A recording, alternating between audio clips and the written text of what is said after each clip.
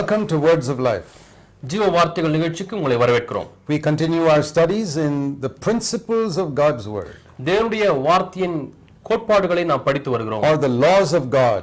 அல்லது தேவனுடைய பிரமாணங்கள் விதிகள். Which if we understand, அதை நாம் விளங்கிக் கொண்டால், then only can we live on earth as God wants us to live. அப்பொழுது மாத்திரமே தேவன் எப்படி நம்மை வாழ வேண்டும் என்று விரும்புகிறாரோ அப்படி வாழ முடியும். Most people on earth are not living the way God wants them to live. அநேக மக்கள் இந்த பூமியிலே இருக்கிறவர்கள் தேவன் விரும்புகிறபடி வாழ்வதில்லை. Even most Christians who claim to be born again are not living the way God wants them to live. மனம் திரும்பி இருக்கிறேன், மறுபடியும் பிறந்திருக்கிறேன் என்று சொல்லக்கூடிய கிறிஸ்தவர்களும் கூட தேவன் விரும்புகிற வாழ்க்கை வாழ்வதில்லை. Their attitude to God and to people are not the way it should be. தேவன் மேல் இருக்கிற மனப்பான்மை, மனிதர்கள் மீது இருக்கிற மனப்பான்மை இருக்க வேண்டிய பிரகாரமா இல்லை. Their obedience to God is not what it should be. தேவனுக்கு அவர்களுக்கு இருக்கக்கூடிய கீழ்ப்படிதல் இருக்க வேண்டிய பிரகாரமாக இல்லை. Their love for people is not what it should be. ஜனங்கள் மீது அவர்கள் கொண்டிருக்க வேண்டிய அன்பு இருக்க வேண்டிய பிரகாரமாக இல்லை. Attitude to material things is not what it should be. பொருளாதார காரியங்களிலே அவர்களுக்கு இருக்கிற மனப்பான்மை தவறாக இருக்கிறது. I told you that God in an earlier session that God created people to be loved. ஜனங்களை நேசிப்பதற்காக தான் தேவன் சிருஷ்டித்திருக்கிறார் என்று சொல்லி நான் ஏற்கனவே சொன்னேன். Material things to be used. பொருட்களை பயன்படுத்துவதற்காக உண்டாக்கி இருக்கிறார். God did not create material things to be loved and hoarded selfishly. பொருட்களை இது என்னுடையது என்று சொல்லி நான் அதை நேசிப்பதற்காக தேவன் உண்டாக்கவில்லை. To prevent other people from having them. மற்றவர்கள் இந்த பொருளை பெற்றுக்கொள்ள கூடாது என்பதற்காக தேவன் உண்டாக்கவில்லை. But that's what a lot of people are doing in the world today. இன்றைக்கு இந்த உலகத்தில் அநேகர் அப்படித்தான் செய்கிறார்கள். They are hoarding things for themselves. தங்களுக்கென்று ஒரு பொருட்களை அவர்கள் கட்டி பாதுகாக்கிறார்கள். Denying other people who could be blessed by them from having them. இந்த பொருட்கள் மற்றவர்களுக்கு இருந்தால் அவர்கள் ஆசீர்வதிக்கப்படுவார்கள், ஆனால் அதை மறுத்து விடுகிறார்கள். In our past studies we have been seeing what should be our attitude towards God. தேவன் மீது நம்முடைய மனப்பான்மை எப்படி இருக்க வேண்டும் என்பதை கடந்த நிகழ்ச்சிகளிலே நாம் படித்தோம். The example of Jesus' life, how he was obedient to his father. இயேசுவுடைய வாழ்க்கையிலிருந்து அவர் எப்படி தகப்பனுக்கு கீழ்ப்படிந்திருந்தார் என்பதை பார்த்தோம். And we saw how his attitude to people was. ஜனங்கள் மீது அவருக்கு இருந்த மனோபாவம் எப்படி இருந்தது என்று பார்த்தோம். Let's look at his attitude towards material things. இப்பொழுது பொருட்கள் மீது அவர் வைத்திருந்த மனோபாவம் எப்படி இருந்தது என்று பார்ப்போம். We saw in our last session from John chapter 13. யோவான் 13ஆம் அதிகாரத்திலே போன நிகழ்ச்சியிலே நாம் பார்த்தோம். Verse 29. 29ஆம் வசனம். That when Jesus told Judas to go and do whatever he is to do quickly. நீ செய்கிறதை சீக்கிரமாய் செய் என்று அந்த கடைசி பந்தியிலே யூதாசுக்கு இயேசு சொன்னார். It says nobody of those disciples of the last supper knew what Jesus meant. இயேசு எதை பொருட்படுத்தி சொல்கிறார் என்று யாருக்குமே விளங்கவில்லை. And Jesus did not embarrass Judas there. அந்த இடத்திலே யூதாசை வெட்க தலை குனிவை உண்டாக்கவில்லை. He was hoping that Judas would still repent. இன்னுமா யூதாஸ் மனம் திரும்புவான் என்று தான் அவர் நம்பியிருந்தார். And then because Judas had the money box, verse 29, people thought Jesus was saying, buy the things we have need of the feast or else give something to the poor. யூதாஸ் பணப்பையை வைத்துக் கொண்டிருந்தபடினாலே அவன் போய் பண்டிகைக்கு தேவையானவைகளை கொள்ளும்படிக்காவது தரித்திரருக்கு ஏதாகிலும் கொடுக்கும்படிக்காவது இயேசு சொல்லியிருப்பார் என்று எண்ணினார்கள். In my last session, in the last session, that Jesus had only these two uses for money. இயேசு பணத்தை வைத்து இந்த இரண்டு காரியத்தை தான் செய்தார் என்று நான் கடந்த நிகழ்ச்சியிலே சொன்னேன். Buy what you need, தேவையானதை வாங்கு, give to the poor. தரித்திரருக்கு கொடு. Under those two headings, இந்த இரண்டு தலைப்பின் கீழாக you can see the entire use that Jesus made of money. இயேசு பணத்தை எப்படி பயன்படுத்தினார் என்பதை முழுமையாக பார்த்து விடலாம். Material things. பொருட்களையும் கூட. He was not a hermit or a sannyasi who would run off to the forest and say, no, I don't want anything, give it all away to the poor. எனக்கு ஒன்றுமே வேண்டாம், எல்லாவற்றையும் தரித்திரருக்கு கொடுத்து விடுங்கள் என்று சொல்லி ஒரு துறவியை போல காட்டுக்குள்ளே போய் உட்கார்க்கிற மனிதன் அல்ல. Dependence on other people. மற்றவர்களை சார்ந்து வாழக்கூடிய ஒரு மனிதனாக அவர் இல்லை. He said, buy what you need. உங்களுக்கு தேவையானதை வாங்கிக் கொள்ளுங்கள் என்று சொன்னார். Absolutely nothing wrong in your buying what you need with money. பணத்தை வைத்து உனக்கு தேவையானவைகளை வாங்குவதிலே தவறு ஒன்றுமே இல்லை. And then also give to those who have less than you from whatever you have extra. உனக்கு அதிகப்படியாக இருக்கக்கூடிய பணத்தை வைத்து தேவையில உள்ளவர்களுக்கு கொடு. That is also an important part of Christianity. இதுவும் கிறிஸ்தவத்திலே முக்கியமான ஒரு பகுதி. We don't take advantage of poor people. ஏழைகளை நமக்கு சாதகமாக பயன்படுத்த கூடாது. God has allowed many poor people to be in the church for one reason, to find out what is going to be the attitude of the rich people to them. தேவன் அநேக தரித்திரர்களை சபையில வைத்திருப்பதன் நோக்கம் என்ன தெரியுமா?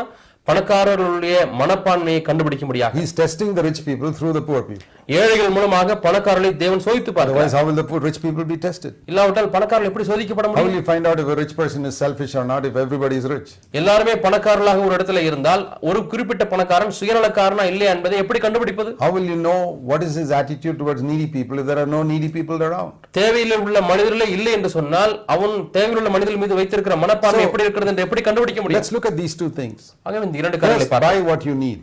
முதலாவது தேவையானவற்றை வாங்கு. That means don't buy unnecessary things. தேவையில்லாத காரியங்களை வாங்காதே என்றுதான் Now you அர்த்தம். may say, what is an unnecessary thing? தேவையில்லாத காரியம் என்ன என்று கேட்கலாம். Is a cycle necessary? Cycle தேவையானதா? Is a scooter necessary? Scooter தேவையானதா? Is a house necessary? வீடு தேவையானதா? Is a rented house enough, or are you permitted to buy a house? வாடகை வீடே போதுமா அல்லது சொந்த வீடு வாங்க வேண்டுமா? Are you permitted to save money to construct a house? ஒரு வீடு கட்டும்படியாக பணத்தை சேமித்து வைக்கலாமா? Can you buy a car? Car வாங்கலாமா? Can you buy a helicopter? Helicopter வாங்கலாமா? What is the meaning of buy what you need? தேவையானவற்றை வாங்குவது என்றால் என்ன அர்த்தம்? How many shirts are you permitted to have? ஒருவர் எத்தனை சட்டைகளை வைத்திருக்கலாம்? 2 2 or 4 4 or 10 10 or 100? 100? How many saris can a lady have? ஒரு பெண் எத்தனை புடவைகளை A வைத்திருக்கலாம்? wholehearted sister. ஒரு மூழ்கியுடைய சகோதரி 2 or 10 or 100 2 10 100 or 200? அல்லது 200? What is the answer? அதற்கெல்லாம் என்ன பதில்? Here is something wonderful. இங்கே அற்புதமான ஒரு பதிலை பார்க்கிறோம். Jesus does not make any rules.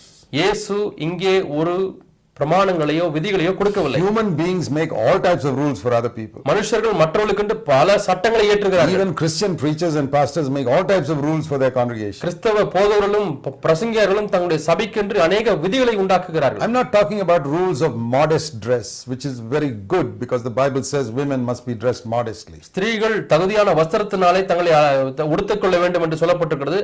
அந்த சட்டத்தை பற்றி சொல்லவில்லை. That is to prevent other young people from being unnecessarily tempted. மற்ற வாலிப பையன்கள் தேவையில்லாமல் சோதிக்கப்படக்கூடாது என்பதற்காக தகுதியான வஸ்திரம். I'm not talking about such things because that is necessary. அது தேவையான காரியமாக இதை பற்றி பேசவில்லை. And in the church I have responsibility in, if some lady comes dressed very immodestly who's part of the church, I will advise her to be dressed more modestly. சபையிலே நான் பொறுப்புள்ளவனாய் இருக்கிறேன், மூப்பனாய் இருக்கிறேன். ஆகவே சபைக்கு ஆபாசமாய் உடை அணிந்து வரக்கூடிய ஒரு சகோதரி வருவாளேயானால் நான் போய் சொல்லுவேன் இப்படி வரக்கூடாது என்று. But I will never tell a sister how many saris she should have in her house. ஆனால் ஒரு சகோதரி தன்னுடைய வீட்டில் எத்தனை புடவைகளை வைத்திருக்கலாம் என்று நான் சொல்ல I மாட்டேன். will never tell a brother or sister how many clothes they should have in their home. ஒரு சகோதரனோ சகோதரி எத்தனை உடைகளை வீட்டுக்கு வாங்க வேண்டும் என்று நான் சொல்ல மாட்டேன். Or how many times they should eat chicken in a month.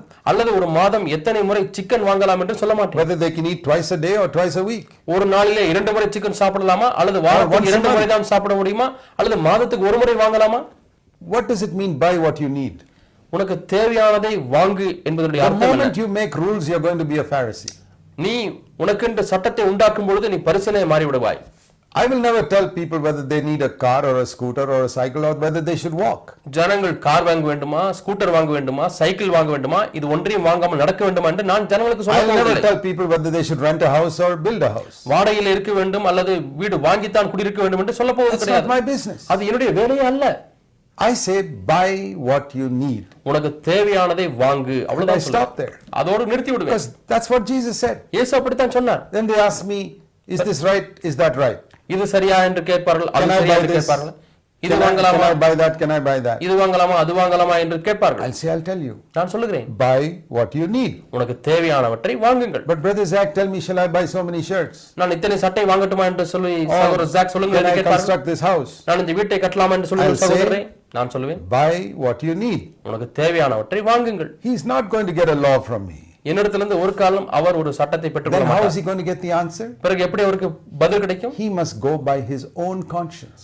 அவர் தன்னுடைய சொந்த மனசாட்சியின்படி வாழ வேண்டும். And what he feels he needs, he should get. அவருக்கு எது தேவை என்று உணர்கிறாரோ அதை அவர் வாங்க வேண்டும். Does he need a refrigerator? ஒரு ஃப்ரிட்ஜ் வேண்டும், வாங்கலாமா? Buy it. வாங்குங்கள். Another brother who is poorer, who cannot afford that money, does not feel he can get a refrigerator. இன்னொரு ஏழை சகோதரர் சொல்லுகிறார், அவருக்கு போதுமான பணம் இல்லை, ஃப்ரிட்ஜ் வாங்க வேண்டாம் என்று உணர்கிறார். That's up to him. அது அவரை பொறுத்த காரியம். One person feels he can buy a washing machine, another person says, no, I'll wash with my hands. ஒருவர் வாஷிங் மெஷின் வாங்கி தான் துவைக்க வேண்டும் என்று விரும்புகிறார், இன்னொருவர் கையிலேயே துவைப்பது நல்லது என்று We're சொல்லுகிறார். not here to judge one another. இங்கே ஒருவரை ஒருவர் நியாயந்தீர்ப்பதற்காக There's இங்கே வரவில்லை. so many Christians who go to other people's homes and judge, why is he having this and why is he having that? அநேக கிறிஸ்தவர்கள் வேலையே மற்றவர்கள் வீட்டுக்கு போவது, ஏன் இதை வாங்குனீங்க, ஏன் அதை வாங்குனீர்கள் என்று Why did they கேட்பதுதான். buy such expensive curtains? ஏன் இவ்வளவு விலை கொடுத்து நீங்கள் இந்த screen வாங்கினீர்கள்? Did he use your money to buy those curtains? உங்களுடைய பணத்தை வாங்கி அவர் ஸ்கிரீன் வாங்கினாரா? No. இல்லை. Why are you bothered? நீங்கள் ஏன் கவலைப்பட வேண்டும்? Why he should buy that car? ஏன் அந்த காரை அவர் வாங்க Did வேண்டும்? he take your money to buy his car? உங்களுடைய பணத்தை எடுத்து அவர் car வாங்கினாரா? You ask these questions because you're jealous. நீ பொறாமைப்படுகிறபடினாலே தான் இந்த கேள்வியை கேட்கிறாய். Get rid of your jealousy உன்னுடைய பொறாமையை முதலாவது விட்டுவிடு. and mind your own business. உன்னுடைய சொந்த வேலையை கவனிக்க If you don't கற்றுக்கொள். want a car, don't buy it. உனக்கு கார் வேண்டாம் என்றால் வாங்க If you வேண்டாம். don't even want a cycle, don't buy it. Cycle கூட வேண்டாம் என்று சொன்னால் வாங்க வேண்டாம். Walk. நட. That's up to you. அது உன்னை பொறுத்த But காரியம். don't feel jealous of somebody else who's even got a helicopter. ஒருவர் ஹெலிகாப்டர் வாங்கி இருக்கிறார் என்று சொல்லி அவரை பார்த்து பொறாமைப்பட வேண்டாம். I won't be. நான் Because I பொறாமைப்பட said மாட்டேன். that's between him and God. அது அவருக்கும் தேவனுக்கும் உள்ள விஷயம். He didn't ask me for a donation to buy his car or helicopter. அவருடைய காரை ஹெலிகாப்டரை வாங்குவதற்கு என்னிடத்தில் வந்து நன்கொடை Why வாங்கவில்லை. should I be bothered?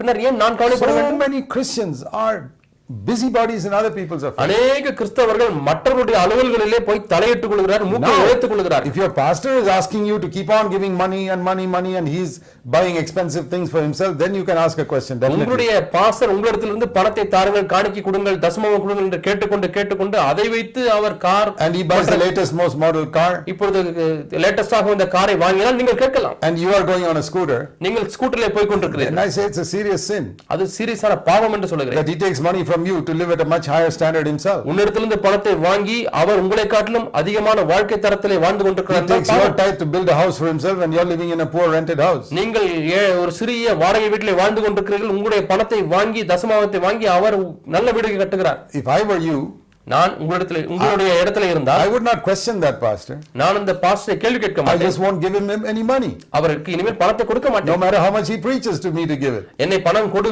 என்று எவ்வளவு பிரசங்கித்தாலும் பரவாயில்லை. And I'll probably leave his church and go to a more sensible church. நான் அந்த சபையை விட்டு இன்னும் நல்ல சபைக்கு போவேன். Jesus didn't go around telling people to give him money because he wanted to live at a higher standard of life. இயேசு அதிக சொகுசான வாழ்க்கை வாழ்வதற்காக ஜனங்களே எனக்கு பணம் தாருங்கள் என்று Look at his கேட்கவில்லை. attitude to money. பணத்தின் மீது அவருக்கு இருந்த He மனப்பான்மை பாருங்கள். never asked people to give him money.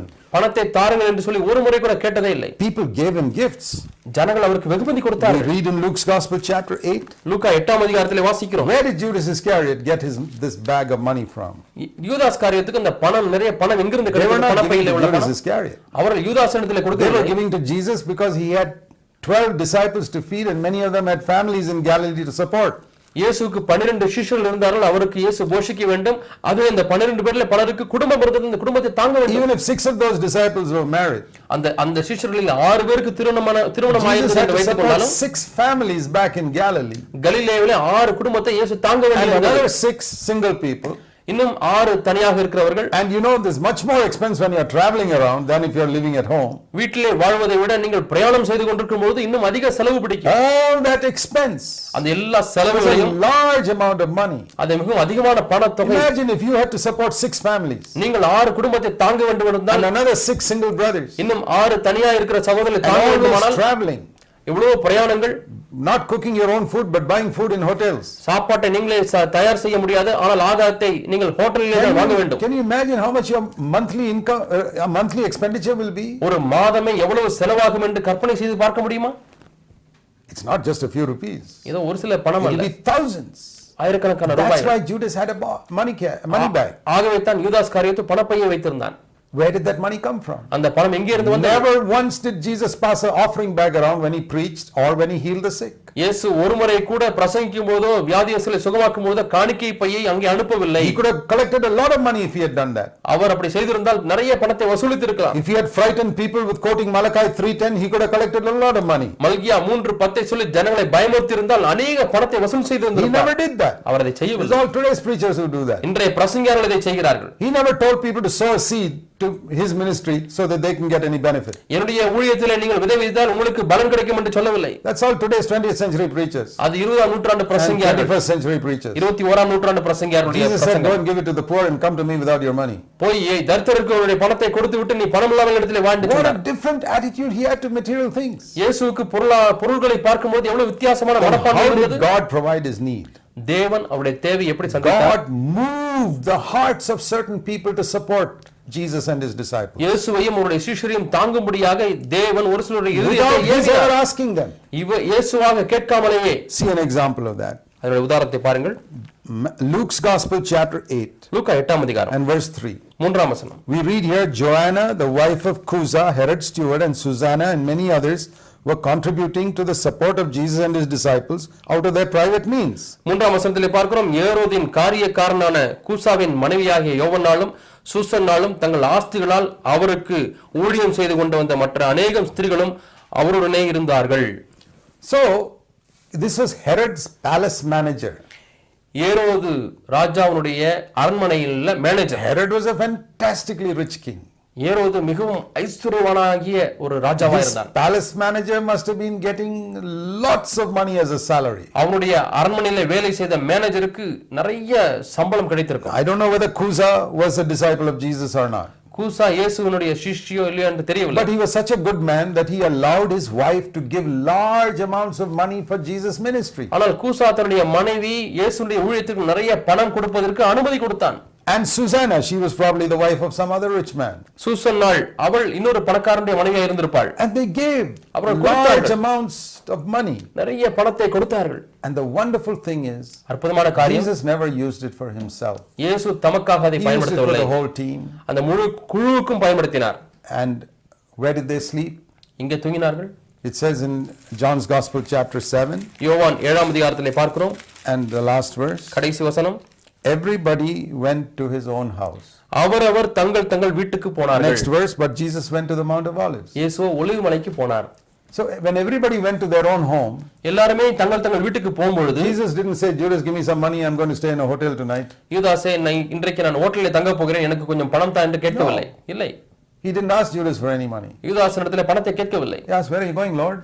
ஆண்டவரே, நீர் எங்கே போகிறீர்? Oh, I'm just going to sleep under the trees. I'll come back tomorrow morning. நான் மரத்தடியில் தூங்க போகிறேன், நாளைக்கு காலை வருகிறேன் என்று சொல்லி. That was his attitude. அதுதான் அவருடைய மனப்பான்மை. I will not use the money given by poor people for me to live in some 5-star hotel. ஏழை மக்கள் கொடுத்த இந்த பணத்தை வைத்துக்கொண்டு நான் 5 நட்சத்திர ஹோட்டலில் தங்குவதற்கு Now, when பயன்படுத்த he was மாட்டேன். working as a carpenter அவர் தச்சு தொழில் செய்யும் பொழுது and earning his own money, தன்னுடைய சொந்த பணத்தை சம்பாதித்த he பொழுது didn't sleep under the trees. அவர் மரத்தடியில் தூங்கவில்லை. He had a bed and he slept there. அவருக்கு ஒரு படுக்கை இருந்தது, அதிலே படுத்து And if he தூங்கினார். decided to stay in an inn, ஒரு it was சத்திரத்திலே perfectly all right. தங்க தீர்மானித்திருந்தால் தங்கியிருந்திருப்பார். If he wanted to stay in a 3-star inn, that's also fine. ஒரு 3 நட்சத்திர சத்திரத்திலே தங்கியிருந்தால் அங்கேயும் Because it was his own money, அது அவருடைய சொந்த which he பணம். worked and earned. அவர் தானாக வேலை செய்து சம்பாதித்த But பணம். when he was living supported by others, ஆனால் மற்றவர்களாலே தாங்கப்பட்டு அப்படி வாழும் பொழுது he would not use their money to live in grand style himself. அவருடைய பணத்தை பயன்படுத்தி தானாக சொகுசாக வாழ்ந்திருக்க மாட்டார். Where do you find such servants of God today? இன்றைக்கு இப்படிப்பட்ட ஊழியர்களை நீங்கள் எங்கே Those are பார்க்கிறீர்கள்? the true servants of God in the world today, இன்றைக்கு உலகத்திலே அவர்கள் தான் மெய்யான தேவ who மனிதர்கள். are extremely faithful with money that they receive given by other people. மற்றவர்களாலே கொடுக்கப்படுகிற பணத்திலே மிகவும் உண்மையா இருக்கக்கூடிய ஊழியர்கள் எங்கே? Paul was one like that. Pavul அப்படிப்பட்டவனா இருந்தான். He didn't want to burden people for his support, so he did something on his own to support himself. தன்னை தாங்க முடியாத ஜனங்களை பாரப்படுத்த விரும்பாமல் தானாக வேலை செய்து தன்னுடைய செலவை எடுத்து In one place he says he worked day and night stitching tents so that he wouldn't be a burden to other people. மற்றவர்களுக்கு பாரமா இராதபடிக்கு இரவும் பகலும் கூடாரத்தை தைத்து அவர் பணம் He made சம்பாதித்தார். them, sold them and got money, அதை விற்று பணத்தை வாங்கினார். and that's how he supported himself. அப்படித்தான் தன்னை Because he had தாங்கி learned from கொண்டார். Jesus. இயேசுவிடத்தில் Don't கற்றுக்கொண்டார். be a burden on other people. மற்றவர்களுக்கு பாரமா இருக்க Never கூடாது. make your needs known to anybody. யாரிடத்திலே உங்களுடைய தேவையை If தெரியப்படுத்தாதே. people give you gifts, receive it. ஜனங்கள் வெகுமதி கொடுத்தால் வாங்கிக் You கொள்ளுங்கள். read in Philippians 4, the Philippian Christians gave Paul a gift and he received it. பிலிப்பியர் கிறிஸ்தவர்கள் பவுலுக்கு ஒரு வெகுமதியை கொடுத்தார்கள், அதை அவர் வாங்கிக் He கொண்டார்கள். was not பிலிப்பியர் so 4 வாசிக்கிறோம். proud. He was not so proud to say, no, I won't take any gift from நான் you. இதெல்லாம் வாங்க மாட்டேன் என்று சொல்லி பெருமையாக அவர் I'm சொல்லவில்லை. supporting myself. நான் என்னை நானே தாங்கிக் கொள்கிறேன். No, இல்லை, he supported himself. அவர் தன்னைத்தானே தாங்கிக் And when கொண்டார். grateful people gave him a gift, he took it. நன்றி உள்ள மக்கள் வெகுமதிகளை கொடுக்கும்போது வாங்கிக் கொண்டார். But he would never live at a higher standard than those Philippian Christians. ஆனால் பிலிப்பியரிலே வாழ்ந்த கிறிஸ்தவர்களை காட்டிலும் இவருடைய வாழ்க்கை தரம் மேலானதாக இருந்து வாழவில்லை. That would be a crime. அது ஒரு குற்றமாக To இருக்கும். take money from poor people and to live at a higher standard yourself. ஏழை மக்களிடமிருந்து பணத்தை வாங்கி என்னுடைய வாழ்க்கை தரத்தை உயர்த்தி வாழ்வது என்று Take a குற்றம். gift from a man who rides a scooter to buy a car for myself. Scooter ஓட்டுகிற ஒரு மனிதனிடமிருந்து வெகுமதியை வாங்கி நான் காரை வாங்குவது என்று That's a terrible sin. அது கொடிய பாவம். Such people are not servants of God. அப்படிப்பட்டவர்கள் தேவ ஊழியர்கள் அல்ல. They are covetous servants of the devil. அவர்கள் பொருளாசைக்காரராகிய பிசாசின் ஊழியர்கள். You may not hear preaching like this. இதுபோல பிரசங்கத்தை நீங்கள் கேட்க But this is மாட்டீர்கள். the truth. ஆனால் இதுதான் சத்தியம். And this is what makes a lot of preachers mad when they hear the truth being spoken. இப்படிப்பட்ட சத்தியம் பேசப்படும் பொழுது அநேக பிரசங்கியார்கள் இதை கேட்ட உடனே Because it கோபமடைகிறார்கள். exposes their covetousness. ஏனென்றால் அவருடைய பொருளாசை இந்த பிரசங்கம் The வெளியரங்கமாக்குகிறது. Lord has ordained that those who preach the gospel can receive gifts to live of the gospel. சுவிசேஷத்தை பிரசங்கிக்கிறவர்கள் சுவிசேஷத்தினாலே அவர்கள் பிழைக்க வேண்டும் என்று தேவன் நியமித்திருக்கிறார். 1 Corinthians 9 is very clear on that. 1 கொரிந்தியர் 9ஆம் அதிகாரம் இதை தெளிவாய் சொல்லுகிறது. So we believe that it is right for those who preach the gospel to receive gifts for their support. ஆகவே சுவிசேஷத்தை பிரசங்கிக்கிறவர்கள் அவருடைய வாழ்க்கைக்கென்று வெகுமதிகளை வாங்கி அதிலே வாழ்வது தவறில்லை. But it's wrong for them to tell their needs to man and saying, please give me money. ஆனால் தன்னுடைய தேவையை சொல்லி எனக்கு ஆகவே பணம் தாருங்கள் என்று சொல்வது தவறு. Jesus received money as we just saw. இப்போது பார்த்தது போல இயேசு பணத்தை பெற்றுக்கொண்டார். Rich people gave him money. அவருக்கு ஐஸ்வரியவான்கள் பணத்தை But he கொடுத்தார். still lived very simply. ஆனாலும் எளிமையான வாழ்க்கை And he வாழ்ந்தார். shared it with his co-workers. அவர் தன்னுடைய சக ஊழியர்களோடு He கூட didn't பகிர்ந்து keep it all கொண்டார். for himself. எல்லாவற்றையும் தனக்காக வைத்துக் கொள்ளவில்லை. He didn't even handle it. He told somebody else to handle it. அந்த பணத்தை அவர் கூட புழங்கவில்லை, வேறு ஒருவரிடத்தில் அந்த வேலையை கொடுத்து And விட்டார். that's how Paul lived too. இப்படித்தான் பவுலும் வாழ்ந்தார். He received. பவுல் He வாங்கிக் tried to கொண்டார். support himself as much as he could. எந்த அளவுக்கு முடியுமோ தன்னைத்தானே தாங்கிக் கொண்டார். And the Philippians supported him. He received it. பிலிப்பியர்கள் அவரை தாங்கினார்கள், அதையும் But ஏற்றுக்கொண்டார். he lived very simply. ஆனால் எளிமையான வாழ்க்கை He வாழ்ந்தார். didn't buy all types of clothes with the money other people gave. மற்றவர்கள் கொடுக்கக்கூடிய பணத்தை வைத்து எல்லா விதமான ஆடை அணிகலன்களை Most வாங்கவில்லை. of the money people gave, he used for the ministry. அவர் கொடுத்த பணத்திலே அதிகபட்சத்தை ஊழியத்திற்கென்று பயன்படுத்தினார். Travel expenses and things like that. பிரயாண செலவுகளுக்கு பயன்படுத்தினார். What a great need there is today for servants of God who are faithful with material things. பொருளாதார காரியங்களிலே உண்மையுள்ள ஊழியர்களுக்கு எவ்வளவு நமக்கு தேவை Jesus இருக்கிறது has பாருங்கள். given us a tremendous example. இயேசு நமக்கு ஒரு பெரிய மாதிரி Buy what you கொடுக்கிறார். need. தேவையானதை வாங்கு, Give to the poor. தரித்திரருக்கு கொடு. Let me show you a verse in Luke's Gospel, chapter 16. லூக்கா 16ஆம் அதிகாரத்தில் ஒரு வசனத்தை In காண்பிக்கிறேன். Luke 16, லூக்கா 16ஆம் அதிகாரம் verse 11, 11ஆம் வசனம். first of all, verse 10, 11, and 12. 10, 11 வசனங்கள். He's talking about money. பணத்தை குறித்து பேசுகிறார். Right in the first 9 verses, he's talking about the use of money. பணத்தினுடைய உபயோகத்தை பற்றி முதல் 9 வசனங்களில் பேசுகிறார். How you must use your money with eternity's values in view. நித்தியத்தினுடைய மதிப்பீடுகளை மனதிலே வைத்துக் கொண்டு எப்படி பணத்தை புழங்க வேண்டும். He tells of an unfaithful steward who thought about his future. இங்கே உண்மையற்றதான ஒரு உக்கிரக்காரன் எப்படி தன்னுடைய எதிர்காலத்தை But குறித்து his எண்ணினான் future என்று was பார்க்கிறோம். only on the earth. ஆனால் அவனுடைய எதிர்காலம் இந்த பூமியிலே தான் And இருந்தது. he made friends with money for his future. தன்னுடைய எதிர்காலத்துக்காக பணத்தை வைத்து நண்பர்களை And Jesus சம்பாதித்தார். said in verse 9, 9ஆம் வசனத்தில் you இயேசு also சொன்னார், make friends with money. நீங்களும் பணத்தை வைத்து சிநேகிதரை Your சம்பாதிங்கள். future is in heaven.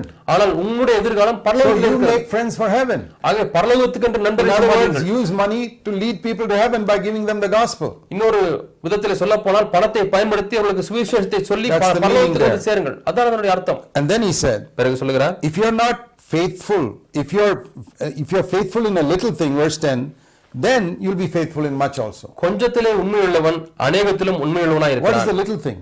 கொஞ்சம் என்றால் என்ன? The little thing is earthly money and material things. பூமிக்குரிய பணமும் பொருளும் தான் If கொஞ்சம். you're faithful with these little things, இந்த கொஞ்சத்திலே உண்மையாய் இருந்தால் then you'll be faithful in the big things like building the church and preaching God's word and serving God's people. சபையை கட்டுகிற காரியம், வார்த்தையை பிரசங்கிக்கிற காரியம், ஜனங்களை கட்டுகிற காரியம், இதிலே நீ உண்மையுள்ளவனாய் Then he இருந்தால். said, பிறகு சொல்லுகிறார், if you're faithful, verse 11, with unrighteous mammon, அநீதியான உலக பொருளிலே உண்மையாய் இருந்தால் then only the true riches will be entrusted to you. அப்பொழுது மட்டுமே மெய்யான பொருள் உங்களுக்கு That ஒப்புவிக்கப்படும். means if you're faithful with material things, பொருளாதார காரியங்களில் then உண்மையாய் God will இருந்தால் give you understanding of his word, தேவன் தம்முடைய வார்த்தையை விளங்கிக் கொள்ளக்கூடிய anointing விளக்கத்தை when you தருவார். speak the word, வார்த்தையை பேசும்பொழுது அபிஷேகத்தை anointing தருவார். on your ministry to build the church, சபையை கட்டுவதற்கு ஊழியத்தை grace ஆசீர்வதிப்பார். to build your home. குடும்பத்தை கட்ட கிருபையை Those தருவார். are the true riches. இவைகள் தான் மெய்யான ஐஸ்வர்யம். Money and material things are false riches. இந்த பணமும் பொருளும் பொய்யான Be faithful ஐஸ்வர்யம். with that.